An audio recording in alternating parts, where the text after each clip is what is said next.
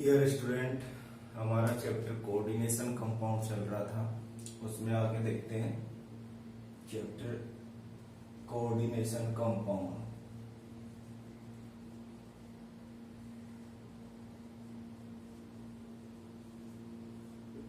इसमें हम टॉपिक पढ़ रहे थे some important terms of coordination compound.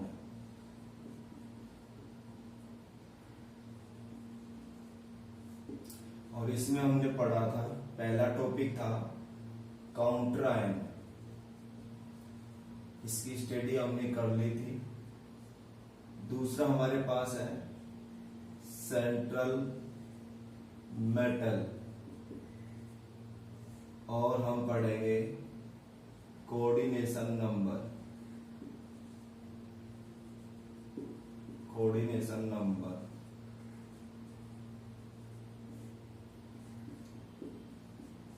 देखिए, हमने स्ट्रक्चर पढ़ी थी कोऑर्डिनेशन कंपाउंड की। कोऑर्डिनेशन कंपाउंड में बिग ब्रैकेट होता है जिसको कोऑर्डिनेशन स्पेयर कहते हैं। इसमें पहला जो पद होता है वो मेटल होता है। मेटल अपनी ऑक्सीडेशन नंबर शो करती है, लिगेंड के साथ बॉन्ड बनाती। लिगेंड मेटल को लोन पेयर डोनेट करता है, कोऑर्डिनेशन नंबर शो करता है। कोऑर्डिनेशन स्पेयर प्लस माइनस और न्यूट्रल, पॉजिटिव नेगेटिव न्यूट्रल हो सकता है। तो हम बात कर रहे थे सेंट्रल मेटल। देखो सेंट्रल मेटल क्या होते, कोऑर्डिनेशन नंबर में, कोऑर्डिनेशन कंपाउंड में सेंट्रल मेटल होता है, उसका क्या रोल होता है। देखिए सेंट्रल कोऑर्डिनेशन कंपाउंड वह मेटल बना सकती है। कौन सी मेटल बना सकती है? सेंट्रल कंपाउंड, सेंट्रल मेटल जो होती हैं उनके अंदर जो उसके करैक्टरिस्टिक्स होते हैं, यानी वह गुण हो सकते हैं जो कोऑर्डिनेशन कंपाउंड बनाते हैं।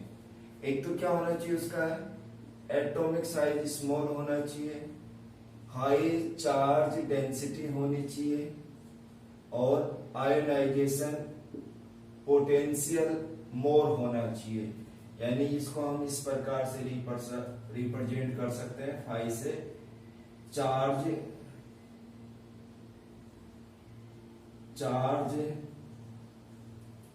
Of metal upon size of metal.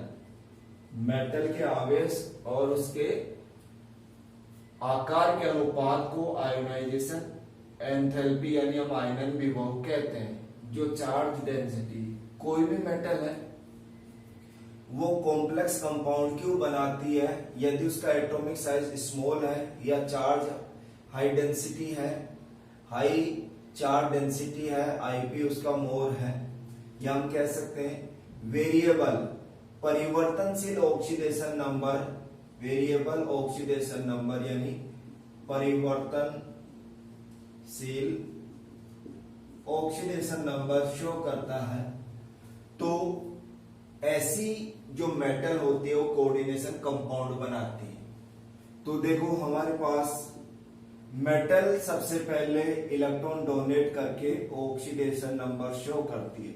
कोई भी मेटल जितने इलेक्ट्रॉन डोनेट करती है उतना ही उस मेटल पे पॉजिटिव चार्ज आता है, वो उसकी ऑक्सीडेशन नंबर कहलाती है। दूसरी बात यहाँ पे देखो, कोऑर्डिनेशन कंपाउंड में मेटल क्या कार्य करती है? मेटल लिगेंड से लोन पेयर लेती है। तो मेटल लिगेंड से कितने लोन पेयर लेती है उसको कोऑर्डिनेशन नंबर कहते हैं। यानी हम कह सकते हैं कोऑर्डिनेशन नंबर की डेफिनेशन क्या हो गई कि कोऑर्डिनेशन कंपाउंड के अंदर मेटल लिगेंड से कितने संख्या में लोन पेयर लेती है, उस संख्या को हम कह सकते हैं समन्वय संख्या है। यानी हम कह सकते हैं इसकी डिफाइन, यानी कोऑर्डिनेशन कंपाउंड में सेंट्रल मेटल लिगेंड से कितने लोन पेयर गेन करती है, उस लोन पेयर की संख्या क्या कहलाती है? Coordination number. अब देखो कोऑर्डिनेशन नंबर जो हमारे पास है उस कोऑर्डिनेशन नंबर से हम मेटल की यानी कोऑर्डिनेशन कंपाउंड की ज्योमेट्री का निर्धारण कर सकते हैं। यदि कोऑर्डिनेशन नंबर 2 है, कोऑर्डिनेशन नंबर 3 है, 4 है, 5 है, 6 है या 6 से अधिक है, जैसे मान लो 8 है, तो हमारे पास 12th के सिलेबस में 4 और 6 के कंपाउंड दिए होते हैं कोऑर्डिनेशन, जिसकी स्टडी करेंगे। अगर कोऑर्डिनेशन नंबर 2 है, किसी भी कोऑर्डिनेशन कंपाउंड की कोऑर्डिनेशन नंबर 2 है, तो उसकी जियोमेट्रिक की अगर बात करें या उसकी शेप की बात करें तो यहाँ पे लीनियर होगी। कौन सी शेप होगी? लीनियर। और यदि कोऑर्डिनेशन नंबर 3 है तो ट्राइगोनल ज्योमेट्री होगी। 4 है तो या तो टेट्राहेड्रल होगी या फिर स्क्वायर प्लेनर, या फिर हमारे पास 5 है तो ट्राइगोनल बाइपिरामिडल, ट्राइगोनल बाइपिरामिडल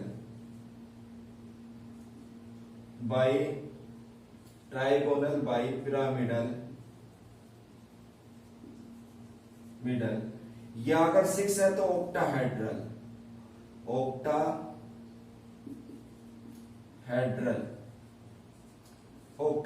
होगी। 8 वाले के लिए हम कह सकते हैं डोडेकाहेड्रल।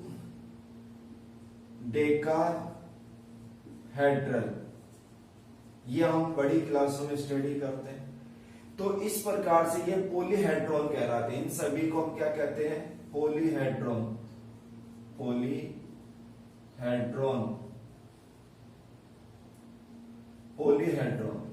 तो कोऑर्डिनेशन कंपाउंड के पॉलीहेड्रॉन कहलाते हैं। तो सेंट्रल मेटल की क्या पोजीशन होगी?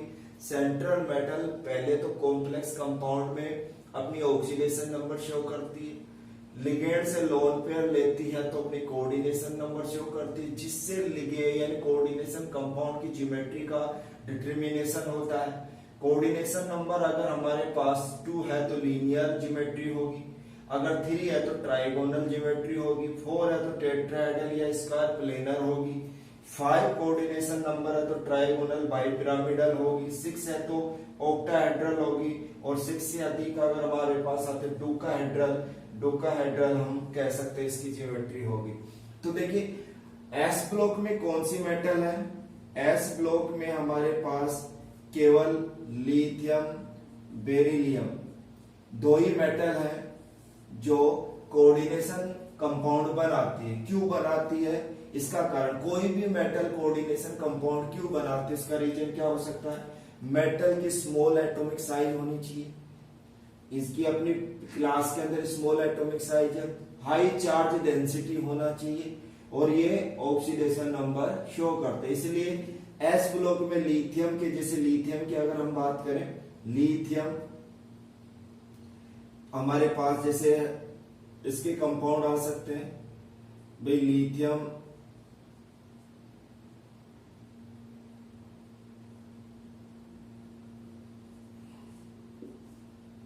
माइनस डाईहाइड्रोक्सो लिथियम फर्स्ट, आपके पास डाईहाइड्रोक्सो लिथियम फर्स्ट आपके पास कोऑर्डिनेशन कंपाउंड। ऐसे बेरिलियम का, बेरिलियम टेट्रा हाइड्रोक्सो बेरिलियम या beryllate, tetra hydroxo beryllate compound बन जाता है।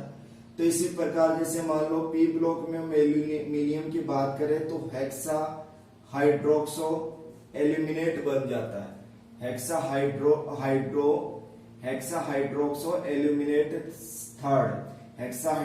Aluminate third, tetra hydroxo beryllate second, और डाई हाइड्रोक्सो लिथिएट फर्स्ट, ये कोऑर्डिनेशन कंपाउंड बनाते हैं। इसके अलावा हमारे पास जैसे हम बात करें कि जो हमारे पास डी ब्लॉक के एलिमेंट्स हैं वो मोस्टली स्केडिनियम है +3, क्रोमियम +3 है, फेरिक या फेरस है, या आपके पास कोबाल्ट +3 है,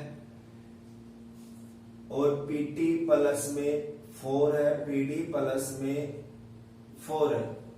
ये आपके पास डी ब्लॉक के एलिमेंट्स है जो कोऑर्डिनेशन नंबर 6 वाले कोऑर्डिनेशन कंपाउंड बनाते हैं, जो अपने को याद रखना है। Scandium plus chromium plus 3 ferric ferrous cobalt plus 3 PT plus 4 PD plus 4, ये कोऑर्डिनेशन नंबर 6 वाले कोऑर्डिनेशन कंपाउंड बनाते हैं। इसके बाद में क्यूप्रिक प्लस 2 है, इसके बाद कोबाल्ट प्लस 2 है, निकिल प्लस में 2 है, पीटी प्लस 2 है, पीडी प्लस में 2 है और हम जेडएल प्लस में 2 है।